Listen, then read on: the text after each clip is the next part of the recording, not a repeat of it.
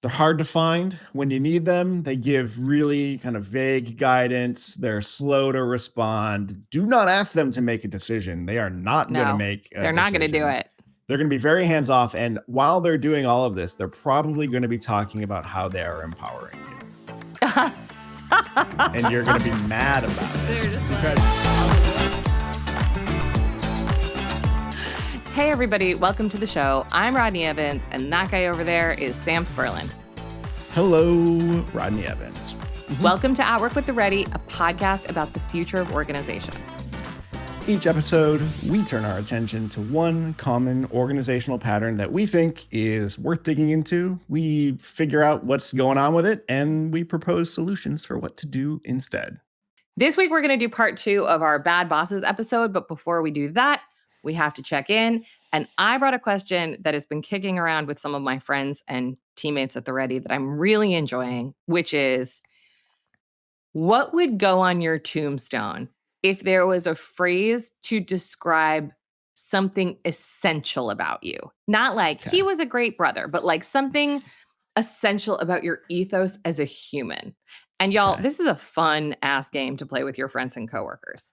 So Sam, putting you on the spot, what do you think it would be?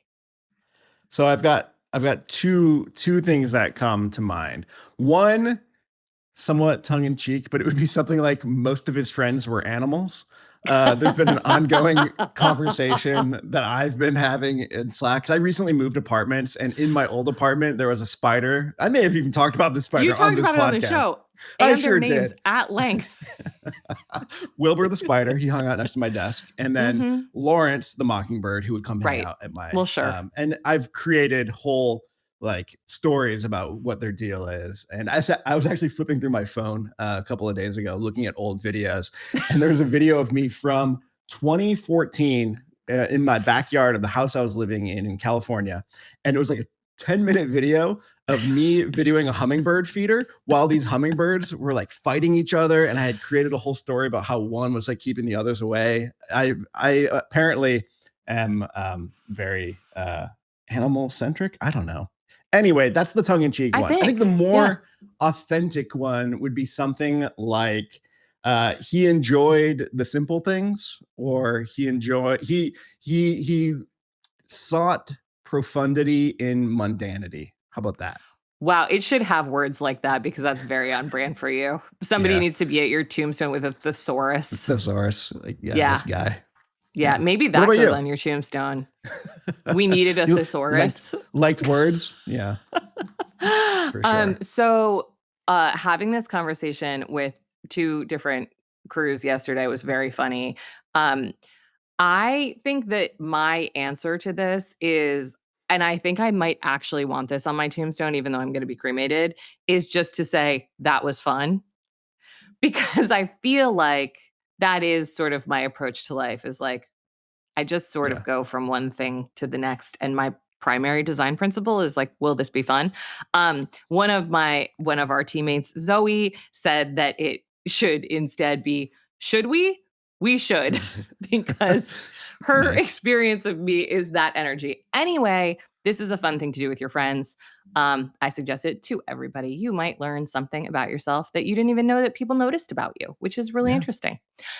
Cool. So first of all, if you haven't listened to part 1 yet, you probably should go check that out, because don't listen to this one and be like, I can't believe they didn't talk about this kind, because it's probably in part 1. But if you are not willing to do that because you're just too busy, here's our previously on Outwork with the Ready to get you up to speed.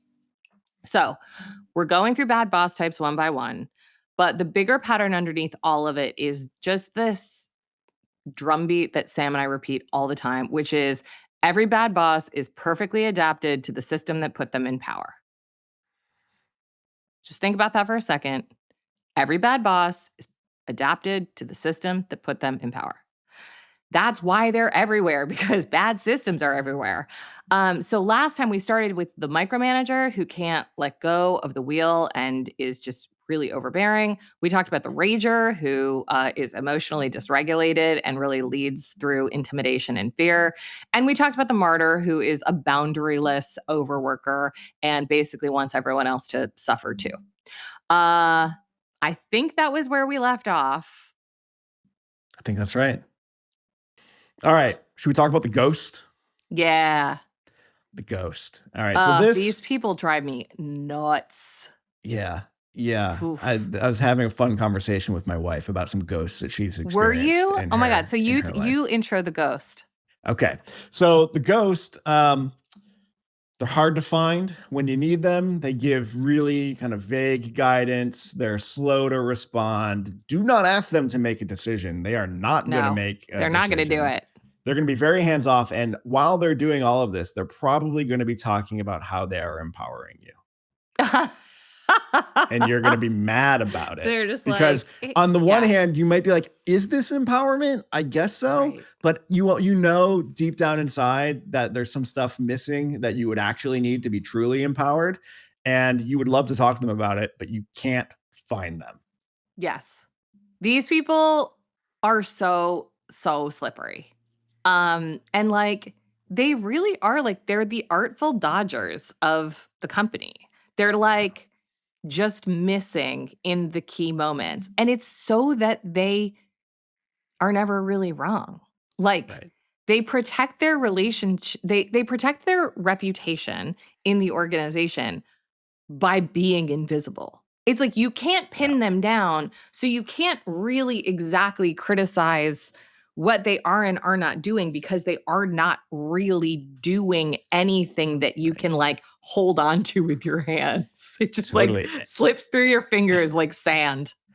And you probably come to learn that if you do need to find them, look for where things that are going well that they haven't really been that connected to, but they're suddenly like hanging out around like the good vibes in the organization and trying to like, get some of that glory rubbing off on them. I also feel like these people are often the ghosts that I have encountered are often very charismatic. They often have like a bunch of good relationships. They're not really like making decisions or doing things, but like there's sort of like a halo around them anyway. Um the thing is about these people is like one of the main reasons that they are ghost like is because they hate conflict. And they don't want to be pinned down by you. They don't want to make a hard call that they have to live with. They don't want to be held up to criticism. And so they just avoid all of it by basically disappearing to the extent possible. So I agree with everything that you just said there. And I think I've had a lot of experience with this version of a boss because you can be really well intentioned around empowering your team and interpret empowerment as doing this basically. Yeah. So I feel like I've been a part of a lot of projects where we've like done some experimentation around empowerment, and the leader involved with this team has kind of fallen into ghost mode, and we've had to have conversations about how the removal of all structure and guardrails and guidance and just letting your team kind of do whatever is not actually the ideal state that we're looking for here. That there is structure to that they can hold, that there are decisions that only they can make that will actually enhance kind of the empowerment of their team. And that's a more fun conversation to have. It's not usually malicious. It's like a misunderstanding of what it means to empower a group of people to do great work. Totally. I think the surface level solve of this one is always like put check-ins on the calendar and propose agendas and blah blah blah. But like I have seen the ghost who like will cancel one-on-ones every week for like half a year. I mean, this can be very profound in organizations. So I think that again, my like hack here, my use at your own risk hack here is I think with these people you can actually like create transparency and visibility around them so that their absence is more obvious. So rather than trying to pin them down is trying to like work against their nature. Instead, I'm like, what can you do to sort of force them to show up rather than Yeah. because it is in their best interest rather than trying to pin them down. And Yeah. I think the way to do that is like, you know, loop their name into more decisions, keep them engaged on the email, be like, I'd like advice from each of you on this in the Yeah. Slack channel or in the email. Ask them specifically about their sponsorship. Like, Yeah. we have a client right now that talks about like put your name on it, which I love as sort of like a value and a working agreement. If you have the ghost as a boss, you got to figure out how to put their name on it Right. so that they Yeah. feel like they have to show up to it. Because they're not going to accept open-ended invitations to contribute to something. You have to make a boss-shaped hole for them to actually add That's it. the stuff to, so that if they don't, we still have a boss-shaped hole behind that we can point to and be like, oh, isn't this interesting? That's it. That's exactly Yeah. it. And I think if you have fewer fucks remaining, I think you can do the same thing and really just lean hard into the empowerment angle and just start making bigger calls than you think you can. Yeah, that's a great call. And just see if you can get them to come out of the woodwork, because in the absence of guardrails and guidance, you're using your judgment and just like taking some swings. Yeah, and just being like, well, Again, you weren't your here, mileage may vary. Mileage may vary, but I think that's a great call, Sam. I think it's like if you can't get the attention of your boss, just like do the most where you're at. I think that's brilliant. Okay. We Self-promoter? have one more type. Yeah, the self-promoter. My least favorite. All right. Why is it? Well, first, what is the self-promoter?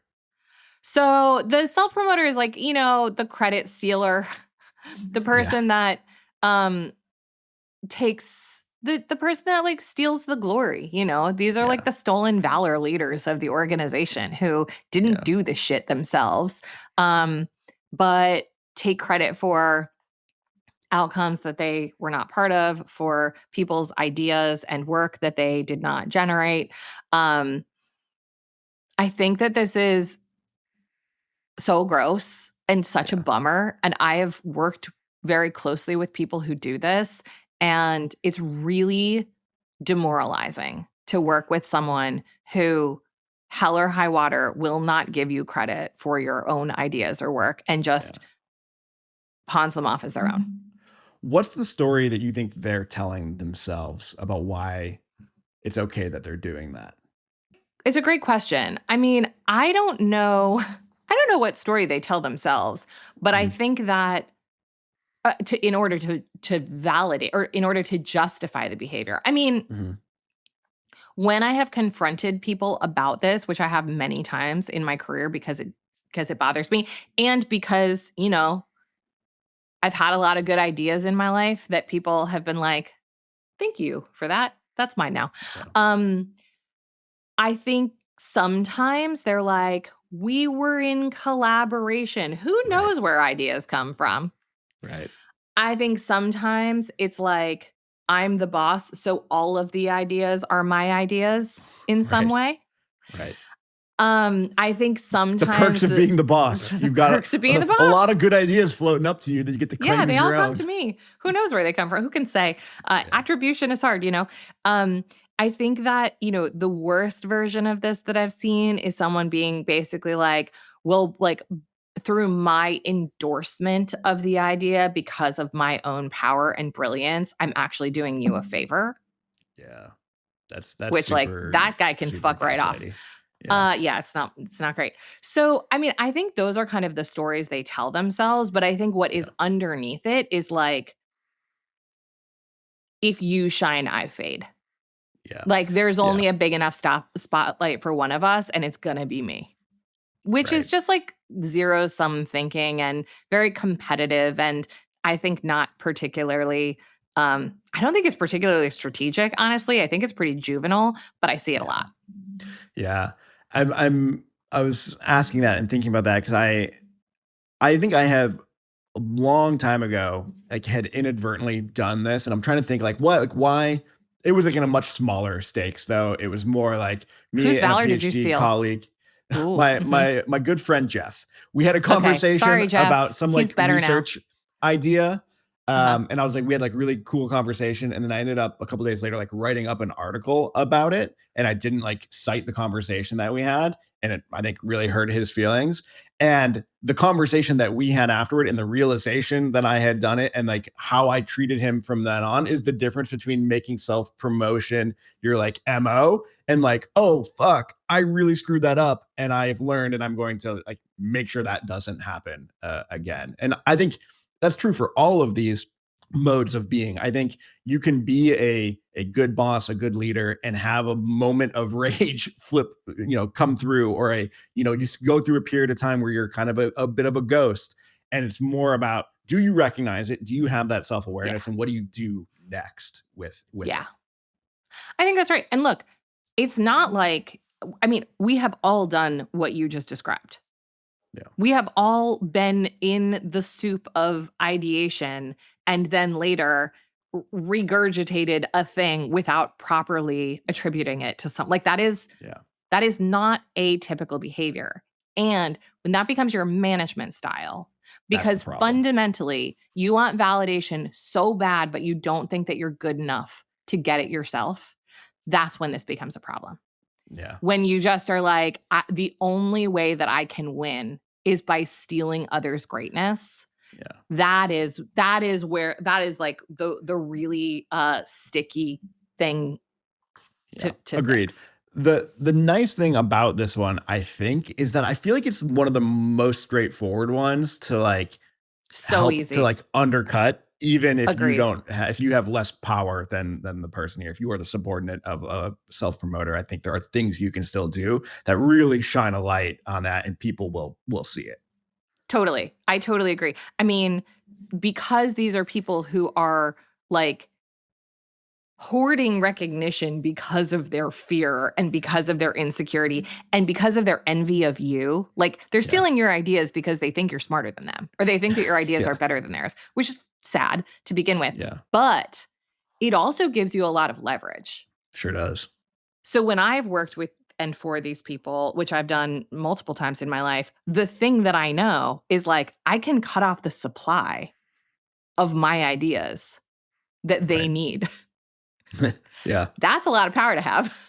Yeah. The great thing about working for a credit stealer is if you don't give them shit to steal, they are in big trouble. Yeah. So it tends to, and because a lot of this does come from insecurity and from envy, just like the example that you gave with Jeff, usually when you say to someone, I see this, I don't like it, please stop doing it, they're usually like, oh shit, Yeah. okay, I'm going to Yeah. stop right now because they do not want to be embarrassed for Yeah. plagiarizing their coworkers' stuff. Totally. Love that. I think another, one of the things we talk about all the time in terms of like a healthy OS is doing more like work in public and sharing drafts before they're complete. This is the way. If we all have, if we've seen the version 1 of the document and now version 10 is being presented, and we from 1 to 10 people have been in there and contributing, the story at the end of you presenting version 10 and being like, I did this, everybody's like, absolutely not. I've Absolutely seen not. the comments in the track changes on this document for the last 3 weeks. You That's can right. tell yourself whatever you want, but we all know the reality here. That's right. You're exactly right, Sam. Like the way to break this dynamic is like you don't, I mean, you can have a one-on-one conversation. I often have found that to be effective, but the more advanced hack with this type is the social element. It's basically being like work is shared, making that clear. Like we're working in a Google Doc where everybody is commenting. We're working in a channel where everybody's work is obvious. We're making it so evident that this was a group effort that it is impossible for one person to fully take credit for it. Totally. I also think that if you're a leader who has maybe some credit stealers working for you, to me, and like this has been my own work, is like everything that we just said, I think is true and stands. And there is also an element of this that's just laziness. Right. Like, it's just easier and shorter and more to the point in conversation when you're announcing something or you're showing work or whatever to just not give credit to people. Like, it's Yeah. just Or just for most of assume that it's like understood. Like, oh, assume that it's it's my understood. team. Yeah. Exactly. Yeah. So I think that, like, I've just really, because of how bad my experiences have been with this, I just really try to, like, make it a habit. And it has just Yeah. become a habit that when I talk about something, I talk about the people involved. And I don't really care if the audience cares about that or finds it Yeah. annoying or finds it slower or whatever, because I know how the people feel who are named in having contributed something important. And that's more Yeah. important to me than shorthand. So Yeah. Great. I think I think, like, the higher your altitude in the organization, the more important it is to model this and to make a practice of being like, here are the valuable contributions that led us to this point and from whom, so that everybody knows that that's how this is done. Totally. Yeah. I love that. It's one last thought on this one for me is this is, I think, also why I always turn a bit of a skeptical eye to any sort of like really individual recognition Yeah. in organizations as opposed to like team-based recognition. Yes. Because I don't know, I've in most organizations, the individual is not the fundamental kind of creator of value in most situations. So if we are perpetuating that myth through giving individual recognition on things that lots of people contributed to, I think you're setting yourselves up for this dynamic to create an environment where self promoters are like see the value in like being that way. And I think it's a pretty easy fix to be like, we do team recognition here because teams make shit. It's such a good point. I mean, this is why, like, a lot of us have issues also with, like, very individualized rewards, because Yeah. for that reason, because, like, complex work can't be reduced down in that way. Like, it it in its best state, it is greater than the sum of everybody's contribution, and it can't Yeah. be sort of broken back down into its component parts. And Yeah. so, yeah, I think appreciating that and sort of doing your best to hold that in your mind, even as every single human knows that they are the hero in their own story, is Yeah. important. Like, those ideas Yeah. are always going to be in tension, and you can't really overdo it on giving credit where it's due. Love it. All right. Well, those are the five archetypes that we laid out here. We've covered every single possible bad boss there is, I think, right? That's what I that think we did means. it. Yeah, I think we Yeah. nailed it. I mean, I think, a lot of this came from the anti-work sub on Reddit, which is one of my favorite places to hang out on the internet. And so we tried to just, like, we hit the biggest ones. And when we asked folks at the Ready for more examples, like, everybody had a lot of examples of these. So I'm Yeah. hoping that this feels like you're not sitting there, listener, being like, that's not my boss. You didn't hit it. But if you are, I want to hear. Yeah. I want to hear what we missed. Totally. Sam, what do these folks, like, have in common? Ooh, what do they have in common? Well, I think you kind of just alluded to it in that everybody is the hero of their own story. Yeah. Well, I won't say nobody. There are some psychos out there. Most people do not set out to be like, I'm going to be a bad boss today. Like everybody has their reasons. Yeah. And if you look at the kind of the operating systems of the organizations in which they are working in, as you made the point at the top of the episode, it can like you can see how people get this way and how they get to where they are in organizations. Yeah. I think that's right. Yeah. I think at the most fundamental level, each of these five archetypes is just trying to protect themselves in some way. Yeah. And they're overusing some strategy that has been previously rewarded by their current or past organization. I Yeah. mean, when I was the most ragery boss, it was because working in an environment that valued aggression and dominance taught me that that was how I won. And it wasn't until I was in an environment where that didn't work anymore that I figured out it wasn't good for me or for people around me. So I think, understand, like, if you see yourself as one of these types, if you lead one of these types, if you are led by one of these types, understand that what is underneath all of these shenanigans is a behavior that one time served and protected the individual from something bad. And and then go from there. Yeah, totally. I wanted to say this up front, but I feel like I'll just throw it in here and we'll see whether it makes the cut. But I think, that cliche of that, people don't leave bad jobs, they leave bad managers. It's a cliche for a reason. I think it's very true. And I also believe that you can't change people. Like, I cannot change my boss. Don't even try. Don't try. So I think self-preservation is always a very valid strategy. So this was a whole episode about bad bosses and how to interact with them and how to do your best working for them. Because for a lot of people, the option of leaving for good reasons is not really on the table. Yep. But I would say don't keep yourself in an abusive situation if you have other options. I think leaving a bad boss is a totally valid strategy, whether or not you tried all the things that we said in this episode. I just feel like that's important to say. It's not up to you to make your bad boss be less bad. I totally agree with you.